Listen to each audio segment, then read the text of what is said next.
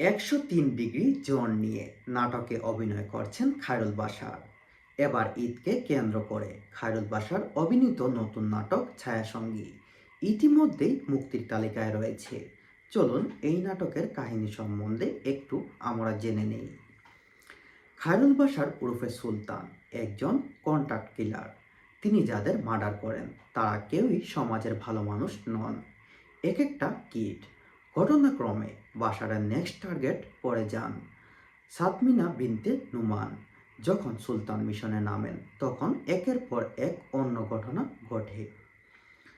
সুহেল রাজের পরিচালিত এমন রোমান্টিক থ্রিলার গল্পের নির্মিত হয়েছে ঈদের নাটক ছায়াসঙ্গী। খায়রুল বাশার বলেন, কঠিন মানুষ ভালোবাসা পেলে অধিক মানুষ হয়ে উঠতে পারে, কিন্তু এই অধিক মানুষ হয়ে বেঁচে থাকা সহজ নয়। সুন্দরকে আগলে রাখা সহজ নয়। আমাদের সমাজে সুন্দরটাকে টেনে ধরা বা বিনষ্ট করার চর্চা আছে। আমার ভাবনায় গল্পের এসব দিক বিবেচনায় ছায়াসঙ্গী আমার কাছে আলাদা ছিল।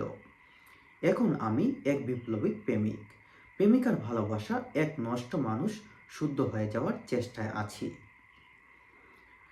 নির্মাতা সুহেল রাজ জানান, নাটকটি অ্যাকশন দৃশ্য রয়েছে।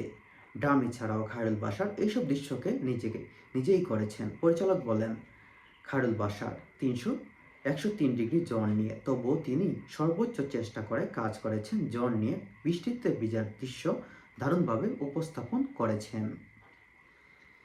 জন নিয়ে শুটিং প্রসঙ্গে খায়রুল বাশার বলেন, জ্বরকে খুব একটা অসুস্থ বলে আমি পাত্তা দেই না, কিন্তু এই অসুস্থতা যদি থাকে তখন মনে